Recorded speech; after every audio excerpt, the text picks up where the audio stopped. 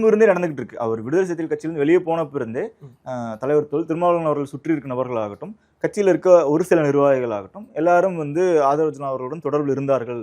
அதுவும் ரெகுலராக டச்சில் இருந்தாங்கன்றது மறுக்க முடியாத உண்மை. அதன் விளைவாக தான் இப்போ வந்து எல்லாரும் கோஆர்டினேட்டடாக போய் அங்கே ஜாயின் பண்ணி வேண்டிய சூழல் ஏற்பட்டிருக்கு.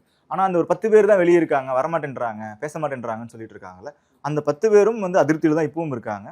உதாரணத்துக்கு அந்த பதவி பிரமாணம் செய்ய போன நாள் அன்றைக்கு திருமாவளவன் அவர்கள் வந்து ஃபோன் பேசிட்டே இறங்குவார். இறங்கும் பொழுது ஃபோனை வந்து புசியானந்த் அவர்கிட்ட கொடுப்பாங்க. அப்போ வரைக்குமே கட்சியில் ஒரு முன்னணி மூத்த நிர்வாகி வந்து அந்த பதவி விழா கூட வரல. அவர்கிட்ட தான் வந்து புசியானந்த் அவர்கள் ஃபோனில் கன்வின்ஸ் பண்ணுறாரு. நீங்கள் வாங்க, நாங்கள் அப்படிலாம் பண்ண மாட்டோம் அப்படின்றலாம் வாக்குறுதியெல்லாம் கொடுக்கப்படுது. நீங்கள் நம்பி வரலாம், நாங்கள் இந்த மாதிரி இந்த குதிரை பேரமோ அல்லது பாஜகவுடன் கூட்டணி வைப்பதோ நேரடியாகவோ இதெல்லாம் இருக்காது அப்படின்ற வாக்குறுதியெல்லாம் கொடுக்கப்படுது. ஆனால் இன்னைக்கு அதெல்லாம் மீறி தானே வந்திருக்கு. அப்போ இதெல்லாமே களத்தில் ரிஃப்ளெக்ட் ஆகுது. அவங்க எல்லாரும் வந்து அடுத்து மாற்று வாய்ப்புகள்லாம் தேடுவாங்க. மாற்று வாய்ப்புகள்னு பார்க்கும்போது அவங்களுக்கு இருக்க மாற்று வாய்ப்புகள் எதுன்னு அவங்க தேடுவாங்க. இப்போ அரசியலில் விடுதலை சிறுத்தைகள் தான் இருக்க அம்பேத்கர் கட்சி அப்படின்னு பார்க்குறப்போ ஒரு பிரதானமான அம்பேத்கர் பார்ட்டியாக இருக்குது. இப்போது இங்கேயே நம்மளுக்கு வந்து சிக்கல்கள் வருது, இங்கேயே வந்து நம்மளுக்கு முரண்பாடுகள் வருதுன்றப்போ அவங்க அடுத்து மாற்று வாய்ப்புகள் தேடிட்டு தான் இருக்காங்க. சிலர் வந்து இப்போ ராஜினாமா பண்ணியிருக்காங்க, பிற்காலத்தில் அவங்க வேறு கட்சியில் இணையலாம்.